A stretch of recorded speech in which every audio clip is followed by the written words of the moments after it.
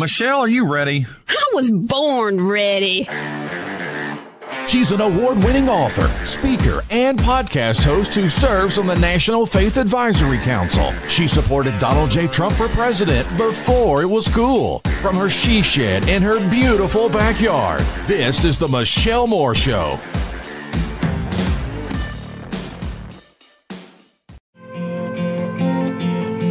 There's a man on TV at a desk in a suit.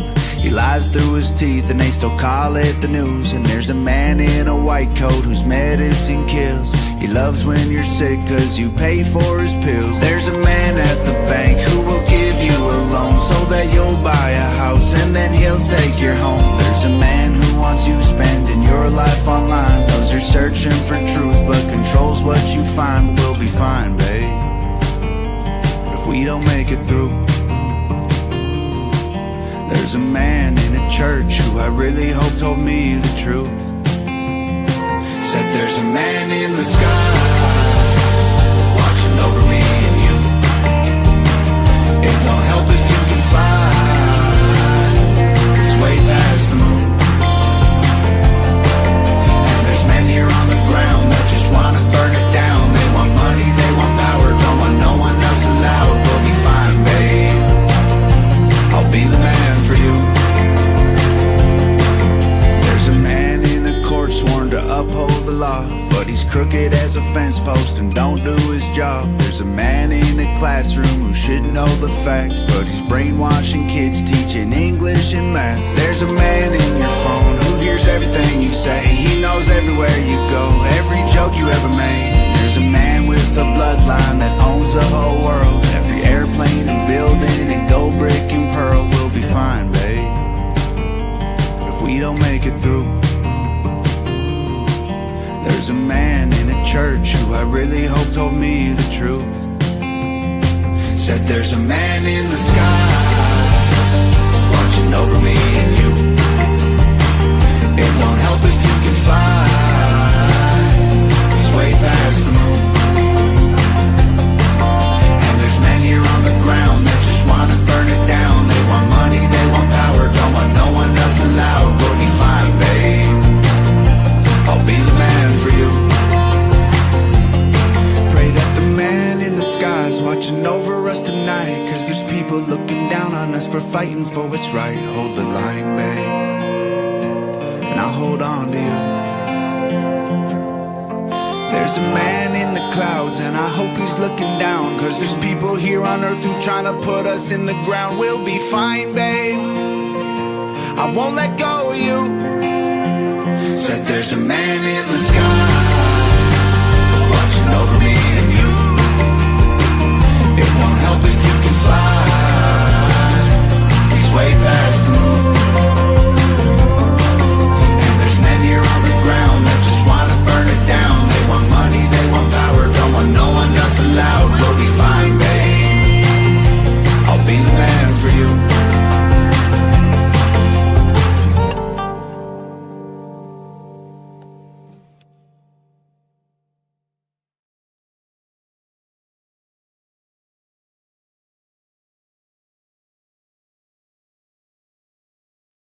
Hi, everybody. So glad that you're with us today. Well, okay, so we haven't done a show since Monday. Want to just update everybody. So remember, we were from the floods, kind of flooded in at the entry of our neighborhood, plus snow. It was crazy. So, anyways, but they came in and pumped it all out. Many of you have been calling and emailing me and texting me and DMing me, going, "Are you okay?" And I am. It's all good. Pumping all that water out at the entryway was a good thing, a very good thing, right before the snow came. So it's all good. And of course, I love the snow. So Flashmore and I were sitting on the front porch the other night watching it snow. It's just beautiful. I love it. All right. Well, we have author Jack Watts with us today. I'm so excited that he's with us. He's written 34 books. I mean, 34. I don't know. Maybe he's a little bit busy.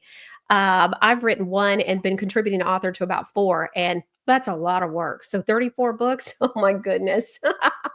Well, he wrote a book called The 3 Commas Club, and it's quite the book. You're going to be shocked at how it all kind of lines up with what's going on today.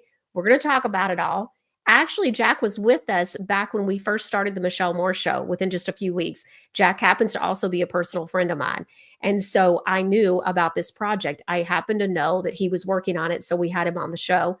But you're going to find out today why we're having him back. It's very interesting. You're not going to hardly believe the craziness and how all this lines up. So we're going to give you some more updates and details to what all was going on with that and what he's been working on. I also want to let you know, so we leave for North Carolina on Tuesday. So Monday, we're going to have Lieutenant Mark Taylor with us.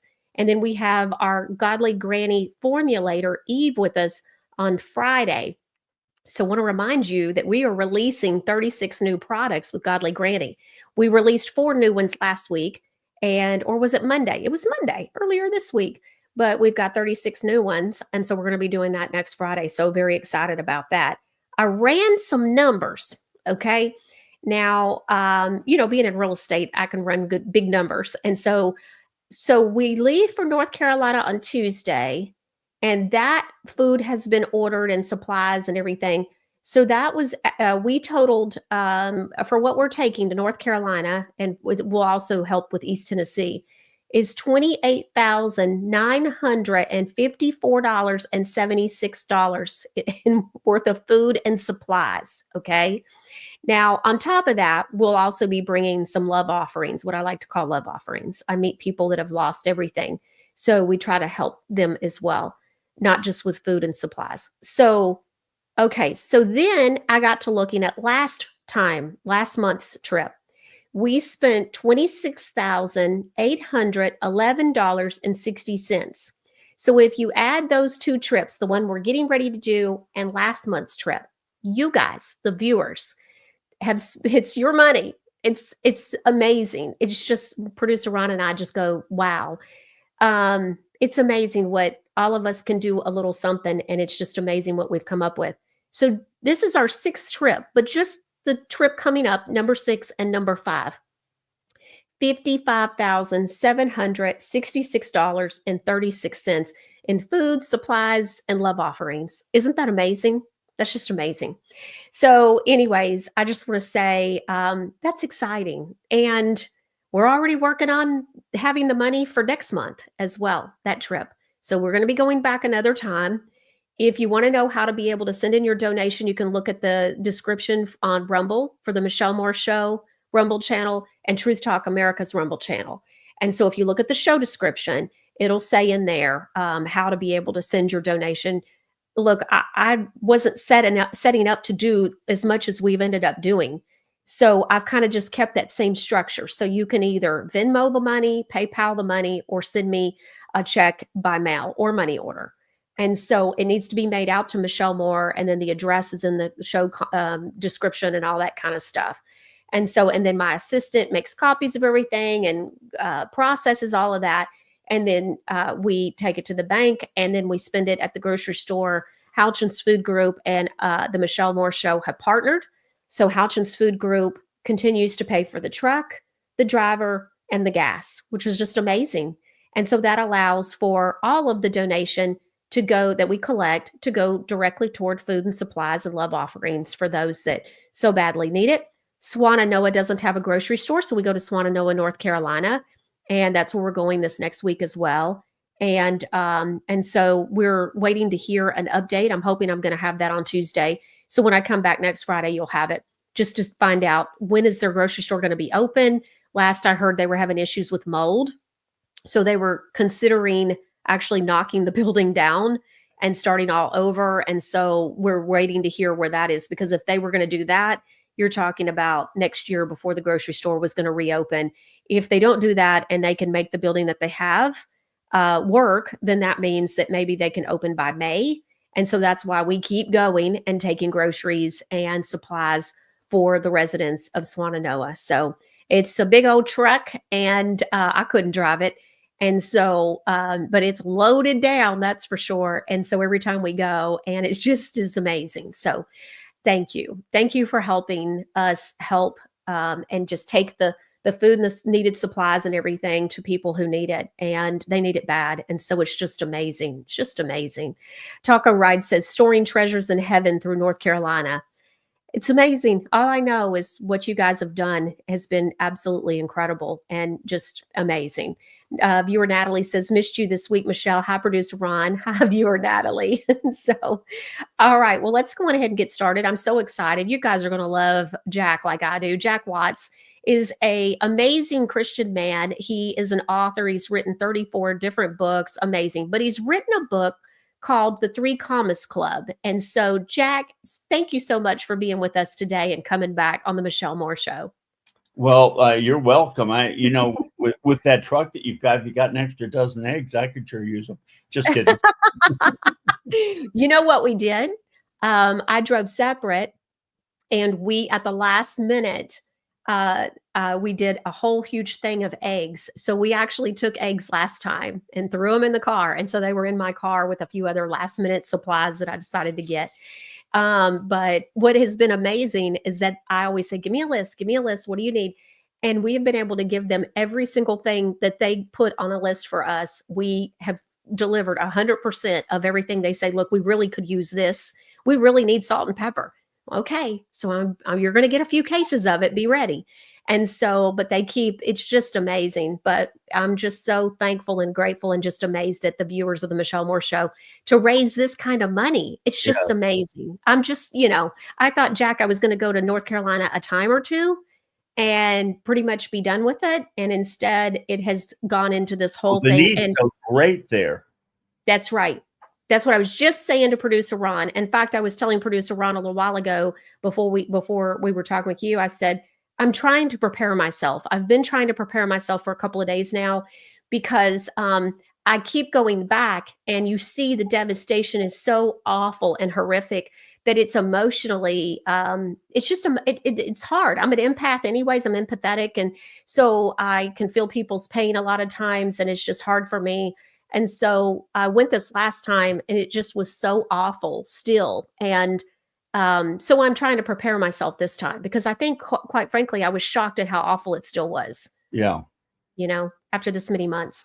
So anyways, but the good news is we're able to go and deliver food and supplies that they need. And so that's what matters, whether that's electric skillets that we've paid for, everything from that to an 8-year-old little boy who needed magnesium and different creams for his face because he has eczema on his face. And so his mama tells me that he looks better than he ever has.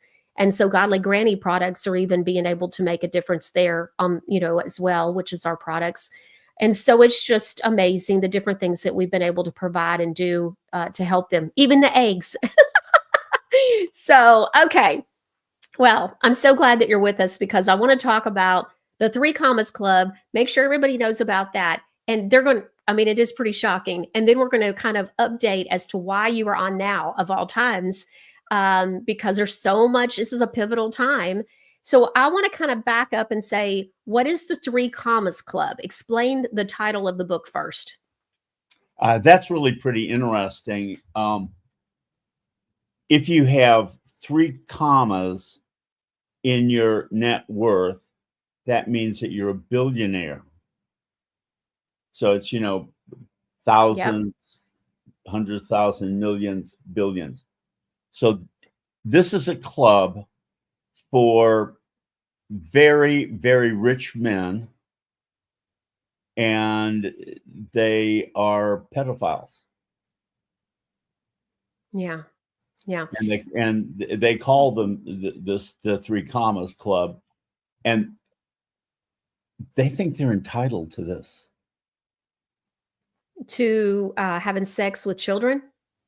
Well, in this case, these would be, they are children because they're not 18, but they would be 16, 17, maybe 15, 14. Yeah. Excuse me, 13, but not like 5 or 6 year olds for this particular group. Yeah. And they operated almost like a Epstein franchise with the exact same kind of scenario. This particular group had a restaurant, a high-end restaurant in the East End of St. Thomas. And the reason that St. Thomas is where these people gravitate is Charlotte Amalie Airport has a long enough runway for their jets to come in. Other places in the Caribbean don't. Plus, it's owned by the United States, so you don't have to have a passport. You can go to St. Croix, St. Thomas, St. John as an American citizen, just like, oh, let's have lunch. We'll meet in Nashville. Boom. Yeah. Yeah. You I've can been to do St. that. Thomas. It's known for its shopping, and it's a big tourist spot as well. St. Thomas is a beautiful island, well known. A lot of cruise lines go there. That's how I've been there. And so, but I remember it being the island that you got off the ship for to go shopping and get a great price on a watch or some kind of jewelry. And so you got these uber wealthy men. Do they live full time on St. Thomas at this time? No, Okay. they just this is where they go for their recreation. Mm-hmm. Okay. Did they own the We'll restaurant? we'll call it what it is: perversion. Yeah. And so did these men own the high-end restaurant, or did one of them own the high-end One restaurant? of them did. One of them did, Okay. and All right. he's kind of the main figure of it all. Okay. He now I wrote the book. Excuse me, so sorry.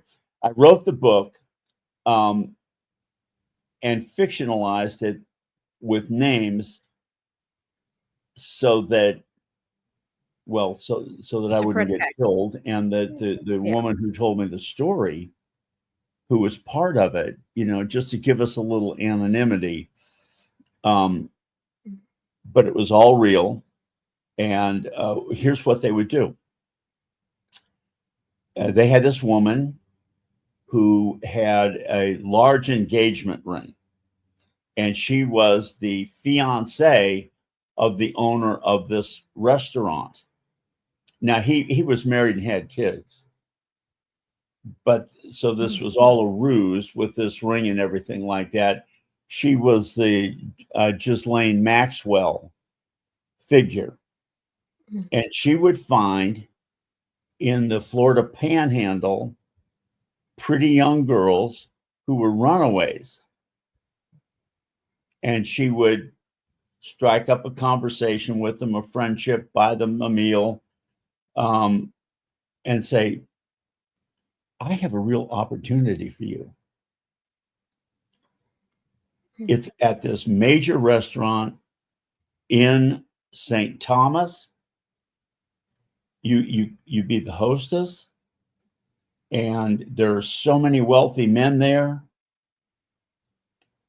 that can help you with your modeling career, with your movie career, with your, whatever kind of thing it is that they wanted to do. And so they would say, oh, okay. They had no place to go. They had no future. Put them in a car. Actually took them to Atlanta, where the plane was, at a private airport, where there were all disabled cameras. Pull them in, put them on the plane, fly them down. Nobody knew where they were. They were gone. They would then become the hostess at the restaurant, and all of the wealthy men would come in, not knowing, the girl wouldn't know that she was really the menu item. They, when they got there, they would put them in a little bungalow where the lock was on the outside. So once they got the girl into the room, they locked her in. No cell phones, nothing to communicate with the outside world. But that's okay. This is your opportunity. And so they would go to the restaurant, and then these men would go back to where this girl was staying, and they'd have sex with her. And some of them would last 2 or 3 weeks at max, and they'd be gone, and they'd have another one. The turnover was consistent, but that was because it was a new menu item. The waiters in the restaurant stayed, the chef stayed, everybody else was consistent, but the girl who sat you at the table, The hostess. Now, my friend, The whistleblower. Right. Yeah. Well, let me just say this to begin with. I wrote one of the genre that I write is memoirs. So I have people come up to me all the time. Jack, you write our story and we can make $1 million, and so I get that a lot.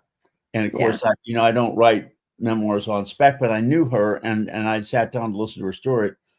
Once she got into it, I made the commitment to do it on spec. And she told me that she was concerned, and she finally, one time, was not supposed to go down. She actually did the books for the restaurant. And her husband, who was kind of the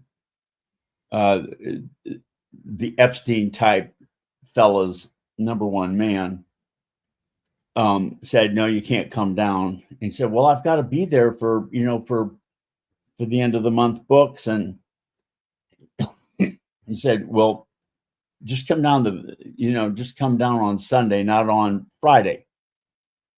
But this was in season, so she couldn't get a ticket until the following Wednesday, which was past the first of the month, and she had to be there. So she just thought it'd be easier to get forgiveness and permission.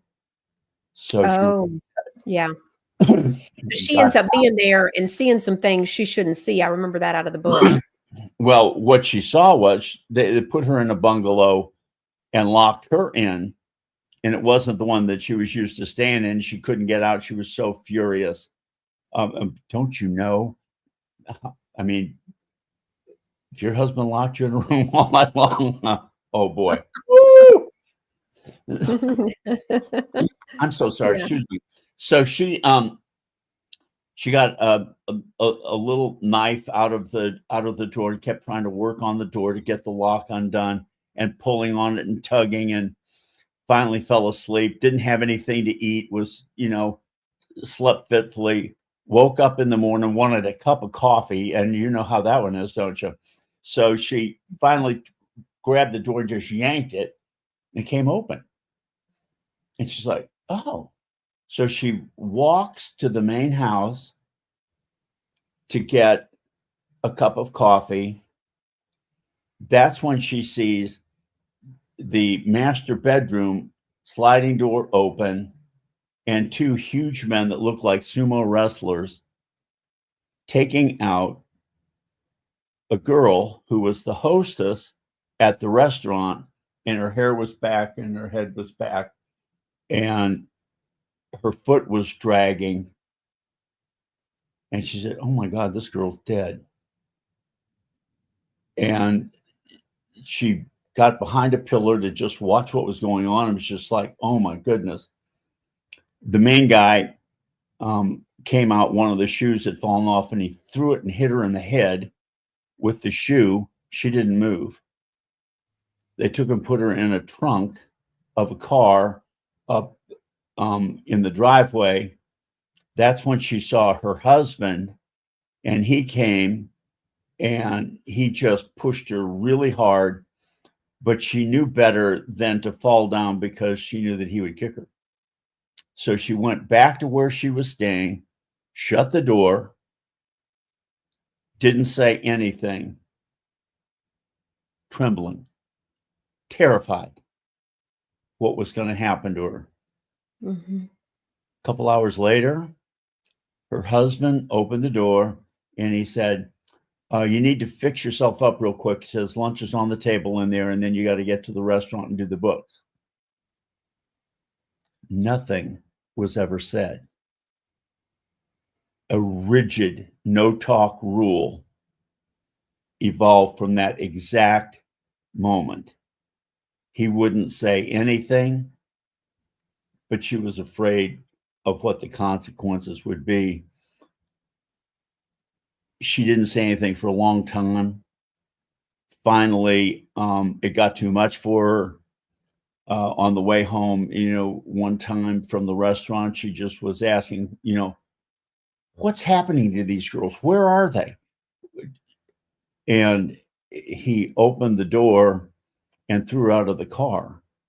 And she hit something, and she was wounded. Yeah. Went back, crawled. And, this is in a rough part of St. Thomas. There are parts of these Caribbean islands where you really, as a woman, don't want to be by yourself. That is for absolute sure. Mm-hmm. Finally got back. He was so furious with her. He had drunk a complete bottle of Johnny Walker. I don't know, it was red or black, one of the two. Broke the bottle, used the handle of it to attack her, cutting her open. She was bleeding, thought she was going to die. They ended up taking her to the hospital, but not to the emergency room. She went in a separate door where a lot of money was paid to somebody who sewed her up. And this was in the vaginal area.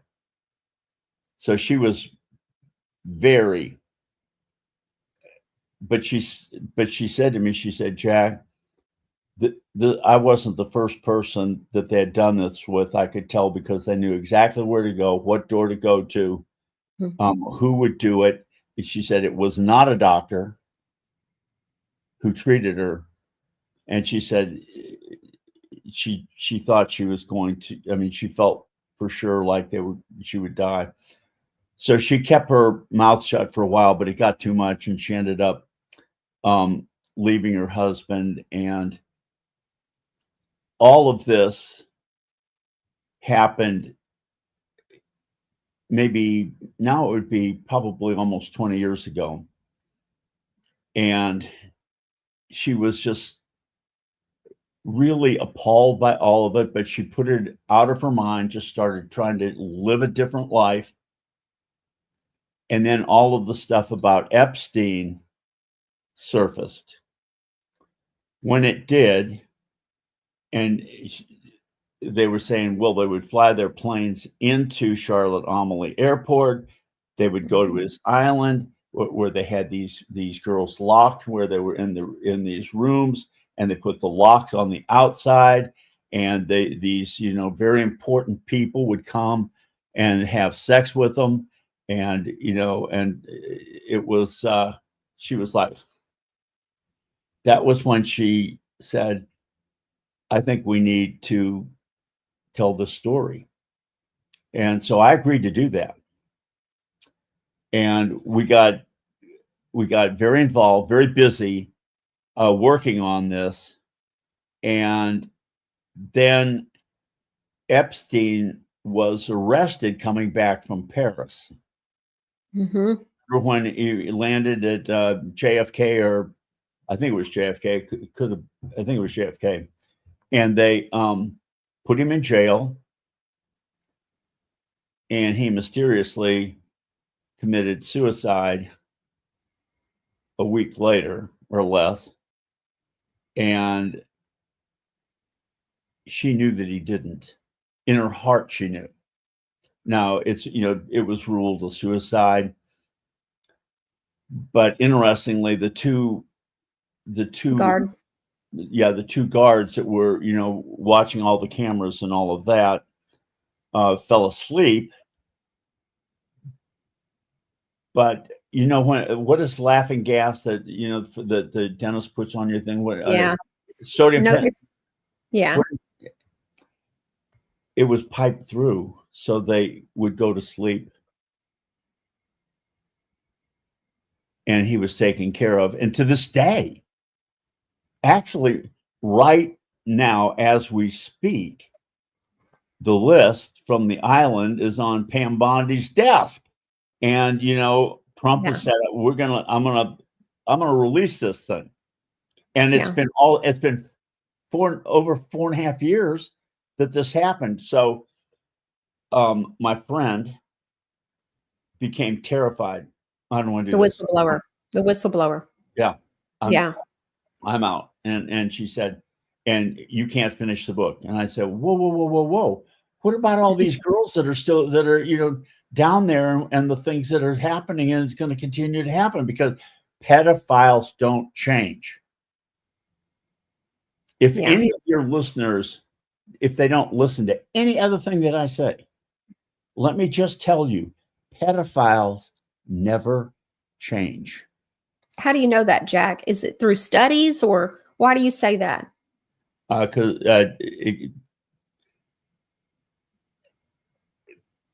I guess I've never heard of an ex-pedophile say, yeah, I used to be a pedophile, but I'm not a pedophile anymore. But what leads you to say that? Probably Romans 1, where it says God turned them over to do what they were destined to do. So I know that as a Christian person, I don't have any personal experience with it, but I just didn't know if you had seen any studies or anything. No, I haven't seen any studies about it. Okay. So I said, you know, I've got to finish this. And so she backed out. I did finish it. I had an accurate copy with all of the correct names, and I had a fictionalized one where I just changed the names and places. Now, one of the people that was reading it along with me and helping a little bit was an important person in the judicial system in Georgia. And she said, Jack, I think that we need to take this to the U.S. attorney. So this was at the end of the first Trump presidency. Mm-hmm. But Trump was still president, but it was really close to the end. It was close to the end. Yeah. And I think that the fix was in.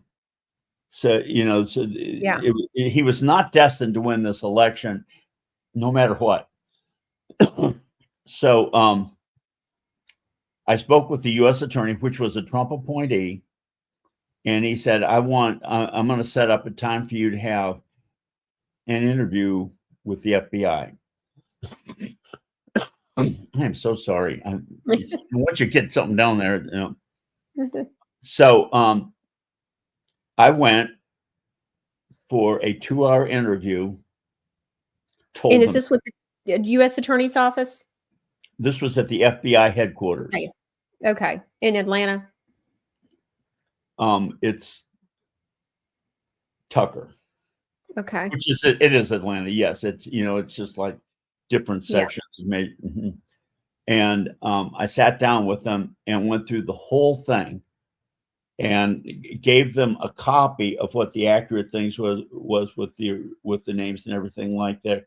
And they promised me that they would follow up on it.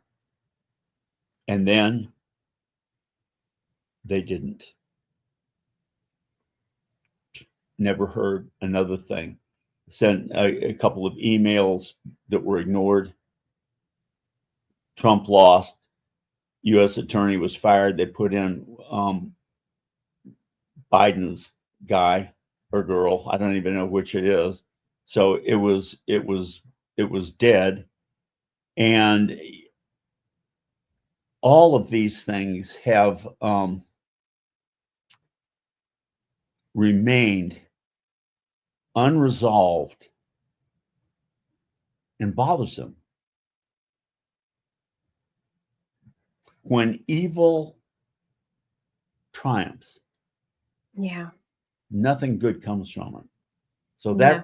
that's the story of what happened. And the second half of the book, I tell it from my perspective. So the protagonist was the whistleblower who morphed into me because I just refused to remain silent when I knew things that were this horrific. And how can you be a good man and let these things happen and not bring forth what the truth is about it? So I made it my little kind of crusade to do that. And frankly, as a result, lots of things involving trafficking and sexual abuse of minors and stuff has come my way. And I have a big following on Facebook. I mean, I've got like 25,000 followers. So I put out these things routinely about what's going on, and been in Facebook jail more times than you could shake a stick at for just telling the truth. Yeah. That's how you get in jail, telling the truth. That's how you get in jail. That's how you get in Yeah. jail. So that's what's happened about this. And we'll see what happens. I don't think it's over, but I don't know that for sure. Yeah. So I remember having lunch in Chattanooga one day. No, in Chattanooga. Oh, Chattanooga. And I remember you seemed so like, oh, Michelle, I just cannot believe like this is, it's not getting anywhere. And this had to do with, Trump's people weren't in. When Trump's people were in, we're going to have this set up and we're going to do that. And then when the administration changed is that when you saw the change of nothing got done and there was no follow-up? Well, I went to the FBI in either probably late August, and the election was in November. So I wasn't surprised to not hear for several months because it's a major deal. Oh, and sure. Just for them to look at. But then after that, it gone out of mind, out of sight, and these people are still doing these things. Now they sold that restaurant after all of the stuff came to light about Epstein, but really have done more to move the operation to Las Vegas because that's kind of Sin City. Oh, okay. Yeah. Okay. I didn't know that part of it. And so now we have, as we're, looking at today, Kash Patel coming in to his position and everything. Are your hopes that with the new administration that maybe there will be renewed interest in what these 3 Comma Club members are doing and that, Epstein wasn't the only one. One of the things we've talked about is he wasn't the only one. Like you said, it was almost like a franchise. It was like a franchise. It amazingly, just Epstein's was done at a little. It was more sophisticated. He had his own little island, and they didn't. They had a huge mansion at the end of a cul-de-sac in St. Thomas. So. And it had its own compound. It was like a really big deal, but and some of the people that that came to it, are household names. Well, in the book, you talk about one household name, but which I figured out, and you were shocked about, but there's more than one household name. Yes. Oh, wow. Okay. I don't know that I knew that I remember that for sure, but wow. Okay. I remember how precocious you were in figuring it out. One. Well, I just happen to know enough information. And a lot of other people could figure it out as well.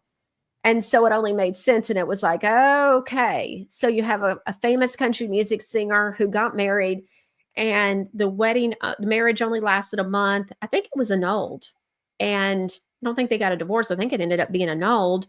But I had remembered that fraud was what was cited, or at least that was my understanding as to the divorce. And it was like, what could that mean? And we never heard another thing.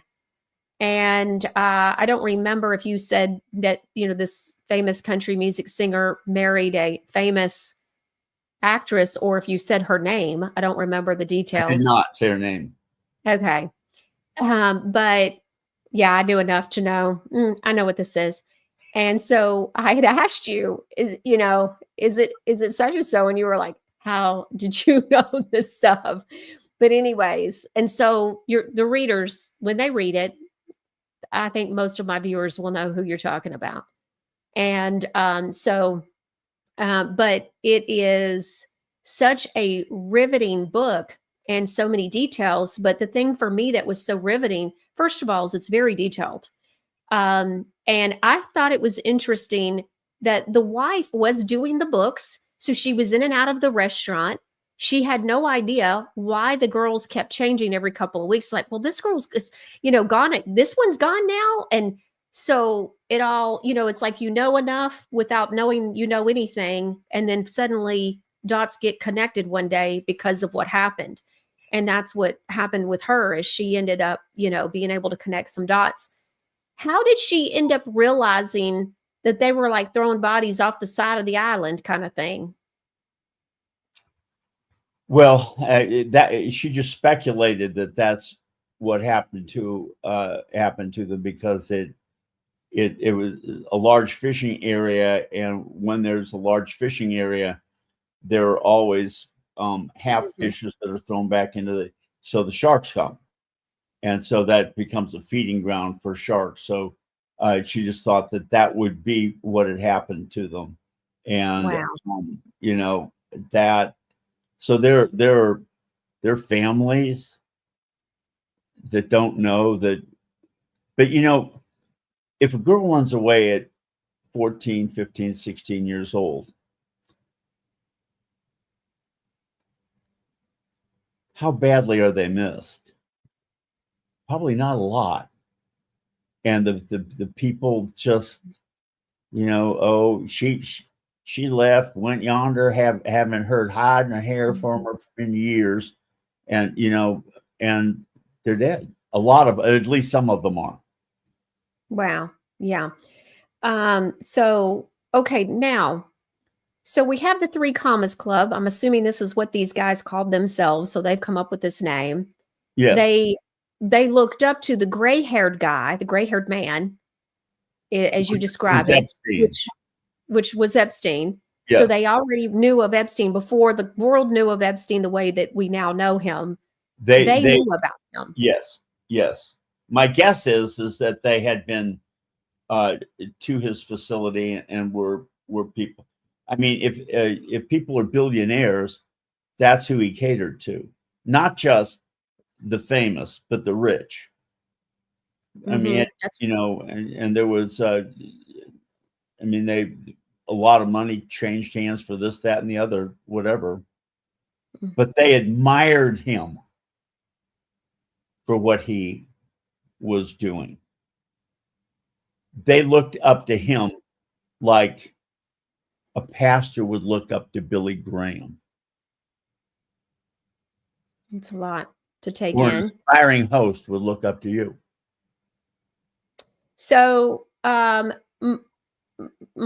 Opinion says pedos cannot change. He is right. A high reoffense rate. Christ Believer says my heart is breaking. Deborah Lynn W says, what happened to these girls after a couple of weeks? Are they disappeared forever? Yeah, that was what happened. Now, I don't know that all of them did, but there were some that the girl that was taken out wasn't alive. Yeah, in that instance.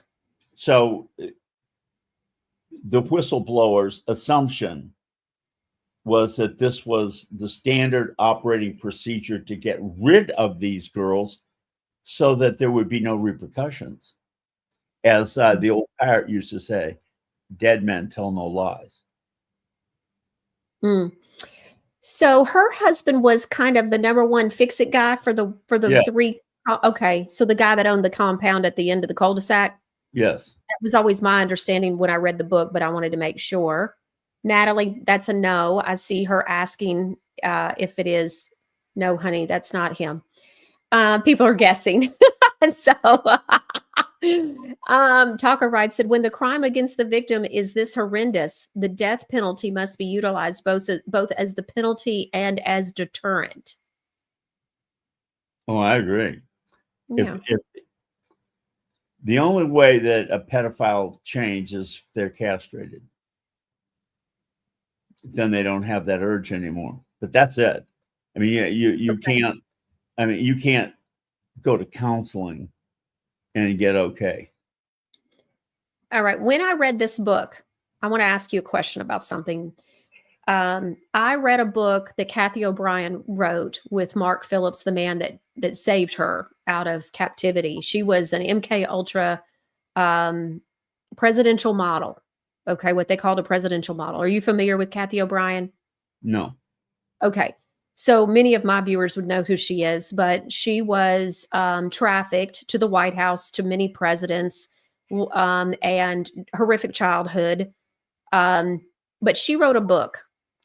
And that book, a great book to understand MK Ultra and how the brain works, by the way, and multiple personality disorder and all of that, which now isn't called that anymore. It's called DID, which is dissociative identity disorder.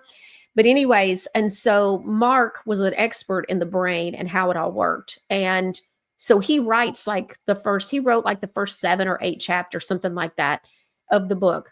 The book has like 40 something chapters in it or something. Huge, thick book. Her books are real thick. But anyways, so she writes this book and I read it. Okay. And this is during the whole slowing the spread. So when I read your book, there's something that makes me raise an eyebrow and I don't necessarily understand the connection. So I want to ask you about it. In Kathy O'Brien's book, she writes in detail about being branded in her vaginal area. Yeah. And she has talked about that one time she was even taken to Hillary Clinton and that she was made to show Hillary Clinton and that Hillary Clinton, as disgusting and awful as this is, I can't even believe I'm explaining this and saying this, but Hillary Clinton got aroused by seeing this, had, this branding. I don't remember the details of it. But anyways, and so why the bottle and doing this to your whistleblower? Like, I don't get that whole part of the dismembering the vaginal area, or is there some kind of a connection there I don't understand or know about? There is. I don't know what it is. And our minds don't have the level of depravity to even conceptualize what it is. But it is very common to take a broken bottle and cut up the vaginal area of a victim. It's just, and it is sexually arousing to these people. Oh, yeah. Yeah, I know. I mean, how? I mean, I don't get it, but it's a real, like you said, depravity. Okay, what you're saying makes sense. As you're saying, this is something else. This also makes the last few verses in Romans 1 make better sense. Because of this, God turned them over to a depraved mind to do those things. Boom, boom, boom, boom, boom. And we're talking about the last couple of verses of Romans 1. This is what it is. All right. So I think about I've probably read 15 books between MK Ultra survivors and, all this other stuff. And your book is included in that is on some way, a truther book related to someone's story. Other MK Ultra survivors that were presidential models, like Bryce Taylor, who says she was owned by Bob Hope, the singer and entertainer and movie star. So I've read her book as well. I've read some others. And so it's interesting because of only about 15 books, I know of at least 2 now, that had that in common. And so that's why I wanted to ask you about it, because I'm like, I don't get this, but you make such a great point when you say, hey, it's just such a depravity we're never going to understand. And that makes sense. It's kind of like we're never going to understand anybody who would abuse a child, whether it was just beating them sexually, whatever. It doesn't matter. We're just never going to understand the evil, just all of that. So, okay, I wanted to understand that part of it. All right. Now, you were saying a little bit ago, I want to go back to something you said. You said that, hey, by doing this, it also opened up the door, which is, I've experienced this as well, for people to come to you and to tell you other things. Is that how you found out about La Luz del Mundo? La Luz del Mundo, the light of the world. It's a, yes, it is. It's a cult denomination, Christianized, and it's out of Guadalajara, Mexico. There are 10 million people who are in this cult denomination, almost all Spanish speaking. The apostle is Jesus's brother, literally Jesus's brother. So because he's Jesus's brother, he's misunderstood, and he has sufferings that the rest of us don't. And because of that, he has a special dispensation from God to have sex with whomever he pleases, including children, both boys and girls. So the parents of children in this denomination, greatest aspiration is for their child to become an incondicional, means unconditional, no conditions, to copulate with the apostle. And the apostle takes 20 to 40 each year, new ones. And then when he's done with them or they get too old, they become groomers for others. Yeah. The apostle's father was the original apostle, and he also was Jesus's brother, and he was assumed into heaven. He didn't. So the die. apostle's alive. So when that's what they believe. It's people are nuts. Yeah. I'm sorry. He actually died of AIDS in a Houston hospital. Mm-hmm. So there was no ascension. There probably was an immediate descension. Well, yeah. No, probably, Jack. No, probably. But it was because of his sexual improprieties over the course of years, and he was particularly active during the 80s and 90s when most people that got HIV died. So the new one, this is these incondicionals, these children, when they are touched by the apostle or others that he says it's okay, they are to welcome it, not to repulse, their unconditional acceptance of what happens to them.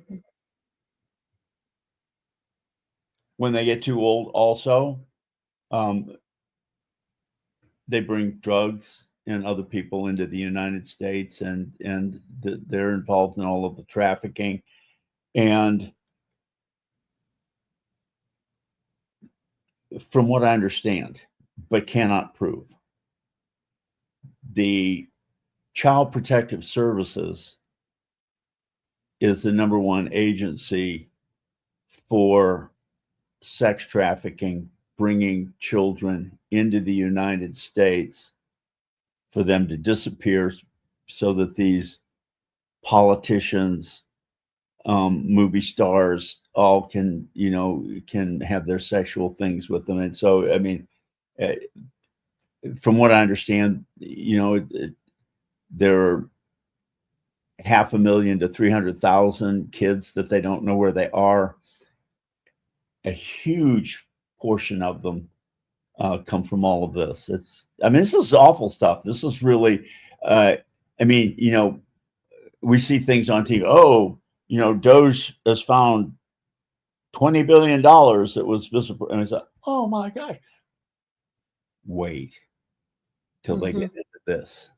Yeah. This is if Christian people aren't ready for mass repentance, yeah, then this is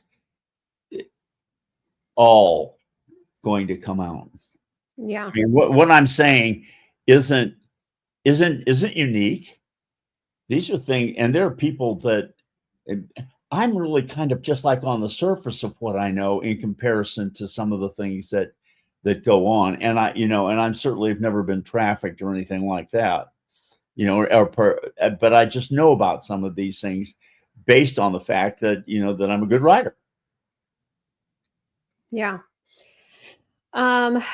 It's okay. So another thing I want to talk with you about is the 300,000 number we keep hearing, whether that's 300,000 to 500,000. It's hard for me when I think about it. I don't understand how we don't see some signs of that. You would think that, you would know of people whose children are missing, a daughter or son or something, and we're not seeing those stories. So what is your thought on that? Most of these are trafficked children from Central and South America. That makes sense. Yeah. So once they're parted, and family's got 10 kids. Oh, you want to take 2 of mine? Oh, 2 less mouths to feed. Have at it. This is, so there isn't this. There are no helicopter moms involved in this part of society. Probably narcissistic mothers. It's hard to tell, and these are some really. This is, again, this is the worst of the worst, and. Well, one thing you said also was that the La Luz del Mundo had 10 million members, and that they were more like a cult, obviously. It's cultic because anytime your Christology is perverted, you're a cult, and their Christology is perverted. It's perverted and twisted. Geez, sometimes you just think, man, I just when you think you've heard it all. No. Yeah. Now, I had a story that we covered. This was about, 6-7 months ago, 8 months ago. I'd come across a story where it had been found. I don't remember the city and state, maybe Texas. Don't remember for sure. Could have been Chicago, but it seems like it was out west somewhere. And they had an address, a home, a single family home. And I want to say it was something crazy, like 34 children at the same address that had come from out of the country into the country, being trafficked in. So this goes back to, at the border, they say, they have family member and this is the address. And So they have found that, and this little girl, I say little girl, she was maybe 16, 15, 16, 17, somewhere around there. She was not 18. She was still a child. And it had come out that she had been being trafficked by the woman who was running the house, and said that, these people claim they're my aunt. I've never seen them before. And this woman, but before I got here in the United States. And then the other children were also trafficked in. So it does make me think, like what you're talking about with the whole thing at the border and the children and all of that with CPS, and who knows what else is involved with Border Patrol, and, just our government is trafficking children. I think we would agree on that for sure. But just knowing that story, that is right in line with what you're saying, Jack.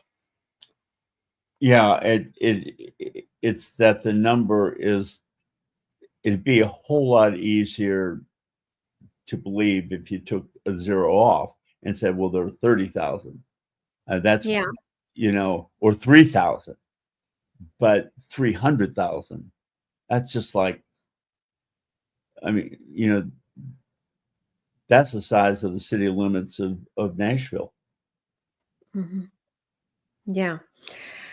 So Grolden said, God forgive me, but I don't feel taxpayers' money should go toward funding prisons to house and feed these pedos, among other heinous crimes. Yeah. Well, Donald Trump talked about this in his first term. It was about September of his August. It was in August of his fourth year. So his last August of being president. He talked about a number of things. One of them was talking about the beautification of our government buildings.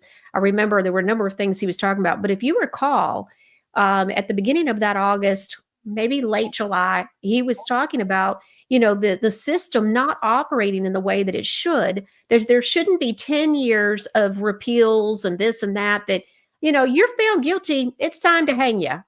And so, or whatever, of some of these heinous crimes. And that it was never meant to be like what they're doing in this abusive system. Well, they kill murderers. Mm-hmm. And by and large, somebody who, murders his wife, or wife who murders her husband, something like that, would never murder anybody again. That isn't, that's not what they do. I mean, so, people that are contract killers, stuff like that, or there's, Trendalagua, boy, that's a different story. But most people don't. But those are the ones that they go after to murder.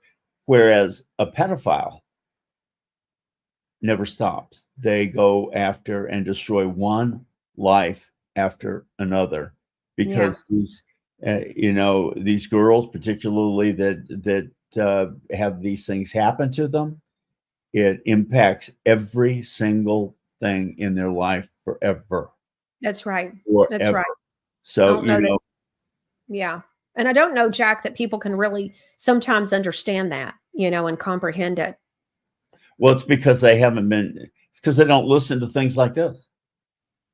Because the people who are listening right now probably haven't ever had this thought, but all of a sudden it's like, hell yeah, Jack's right about this.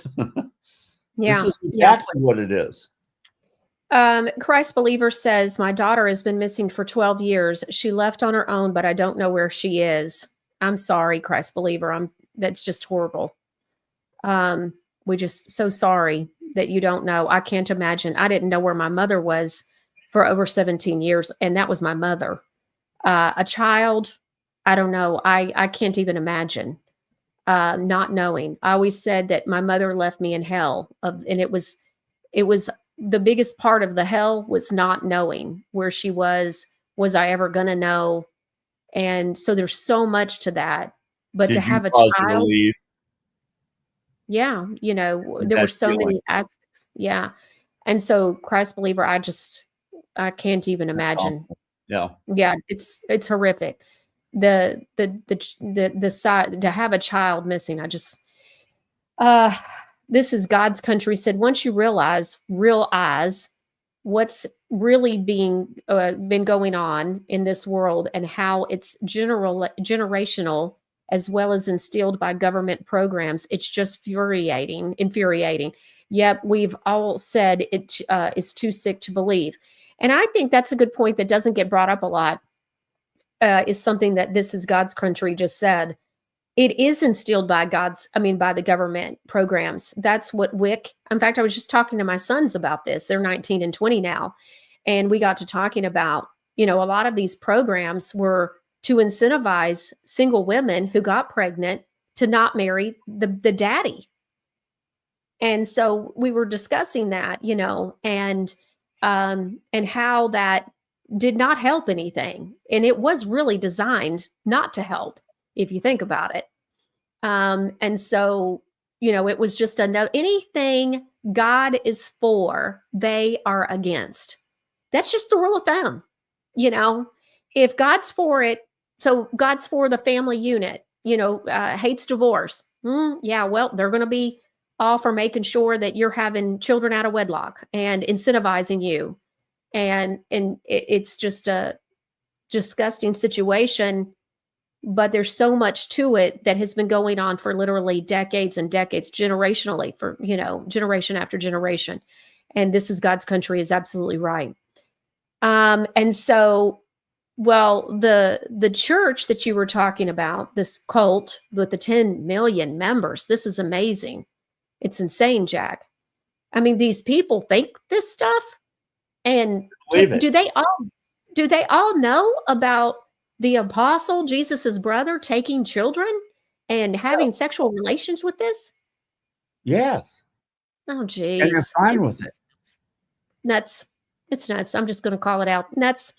Yeah. Well, not just fine with it, but probably vetting and vying to have one of your children be one of his, concubines or something. And each church is required to send $10,000 a year to the temple, which is in Guadalajara. Yeah. Well, and probably sends some of that money to the Vatican. I don't know. No. There's nothing Catholic about any of this. These people were, cultural Catholics before they got involved in this, but this is not an offshoot of Roman Catholicism. No, this is. Yeah. I mean, it's just interesting. I don't think it's. I'm not sure. I've never heard of anything else quite like it, to be honest with you. Interesting. So Ruth says, I was married with 4 children and we qualified for WIC. She says, I was a stay-at-home mom. We were low income, but my husband worked hard. So Ruth, was WIC available if you were married? Because it's my understanding that WIC stands for Women, Infants, and Children. And it was women that were single, that were not married. Is that true? Or as low income and married, could you still get WIC? I would like to know that. And then, of course, I wonder how that would play into food stamps and stuff if you got married. It just depends on, the situation and who's working and who's not.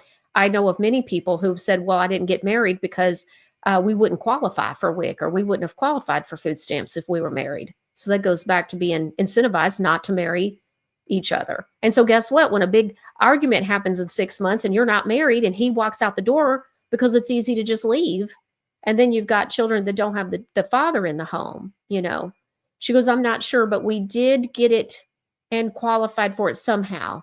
Okay. So anyways, I don't know, but I think it's interesting.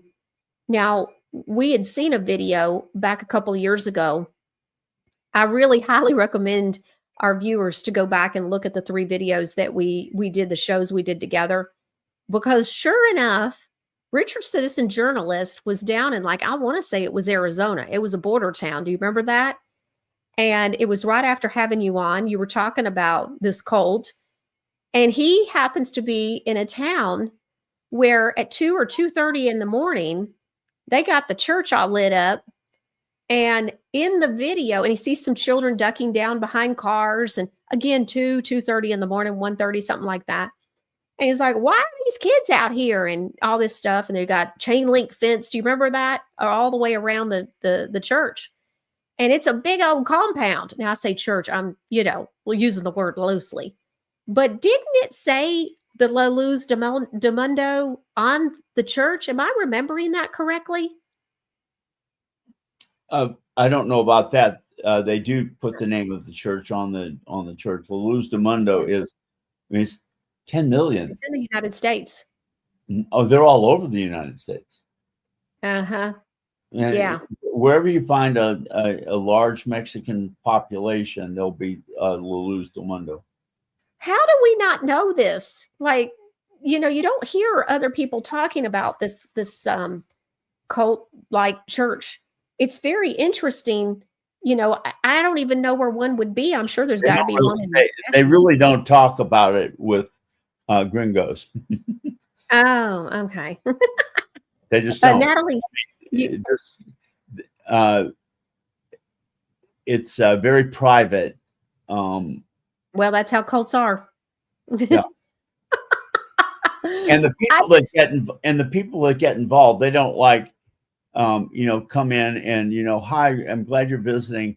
Just by the way, we're going to end up having sex with your 12-year-old daughter. I mean, they indoctrinate them to where this becomes an acceptable thing, and that this is the really quintessential way to worship Christ by, providing his brother with the with fruits of the flesh. It's disgusting. Oh yeah. The whole thing is. Yes. Okay, so viewer Natalie said I could still get it while married. She's talking about food stamps, I guess, and had food stamps while married. But it's the WIC that I'm wondering about. Did you get WIC? I was thinking WIC was for single moms. And so it was women, infant, and children. Women, infants, and children is what WIC stands for, WIC. But it was my understanding that you had to be single. You had to be unmarried, unwed in order to get it. And so it was incentivizing women to not get married is what my understanding is. That's why I was wondering. She says, yes, WIC and food stamps. Okay. I'm wondering, when I learned that was back in the 90s, early 90s, like 91 and 92. So that would be interesting to know. Has something changed since then or whatever? Anyways, well, Jack, I appreciate you being here with us. This is very interesting. I'm sure my viewers, just learning quite a bit here. Producer Ron says that all three of the show links from when you were on with us before is in the Rumble channel show descriptions. And then Pegpo 1920 says, yes, my daughter got WIC and she was married with 2 kids. So good. Okay. What I'm wondering though is in the early 90s, was it that way? Because it was my understanding it wasn't. And so the people at the Vatican are evil too. Yeah, Barbara, I know. And so it's all part of it. But Jack, thank you so much for being with us today. The book link, if you're watching and you want to order the 3 Commas Club, I highly recommend it. I read it. It's very good. It was a page turner. I read it in 2 nights. I sat down and read the whole thing. I just couldn't quit reading. And so it was quite the page turner. And so that link is in the show description as well on the Michelle Moore Show and the Truth Talk America Rumble channels. So it's all there for you. Jack, thank you so much. Don't forget also to follow Jack Watts on Facebook. And he does have quite the account. He's very active on there and always writing some interesting topics.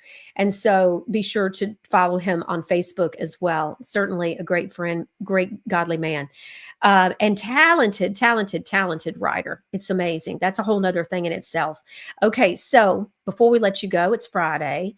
But you know how I like to show you a little something right before we go, especially on a Friday. We need something funny. We've just been like, this has been so heavy. And so, I mean, because it's ugly. And so we cover these topics because I think it's important that we know. But anyways, and so I found this video and I was like, oh, we got to show this on the show. We just got to. So, there's cat moms, but how does a dad become a cat dad is what I've always wondered. I mean, I can get the cat mom thing, But Cat Dad, let's take a look.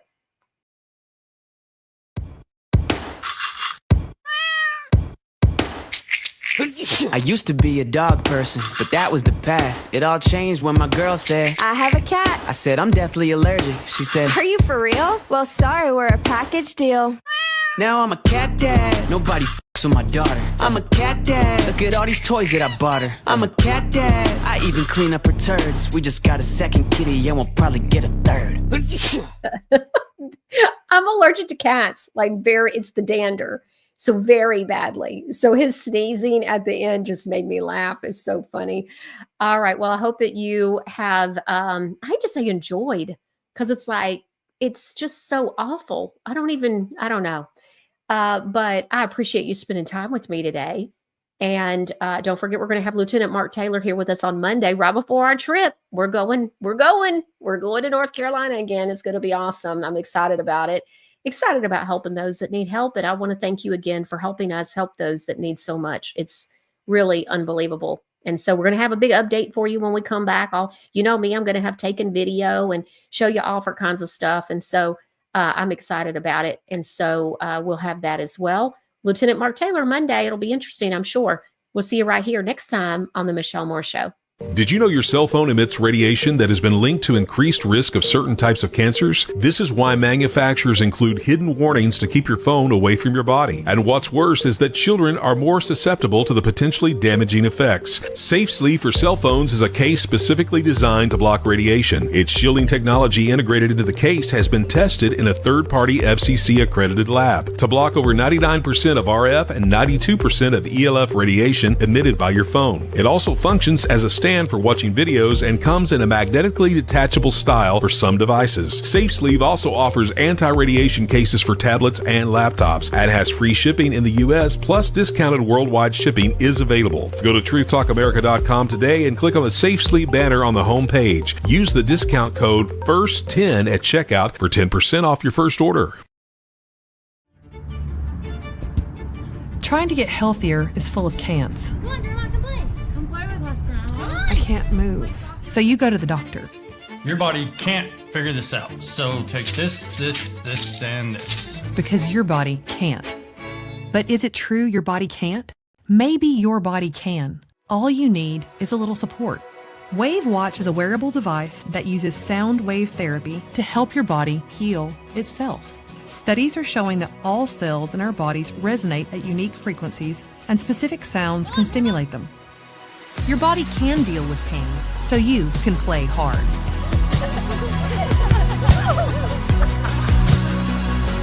Wave Watch comes with a 1-year manufacturer's warranty for defects and flaws, and you can upgrade to an additional warranty for water damage and breakage. Go to wavewatch.com. Be sure to use the discount code Michelle100 at checkout to receive $100 savings on your purchase. I'm Dr. Fulgens. For over 30 years, UCB has helped customers strengthen portfolios with gold. But let them tell you in their own words. Buying gold and silver from Universal Coin and Bullion has been one of the greatest experiences for me, and it's been an easy process and also a very safe process to do that.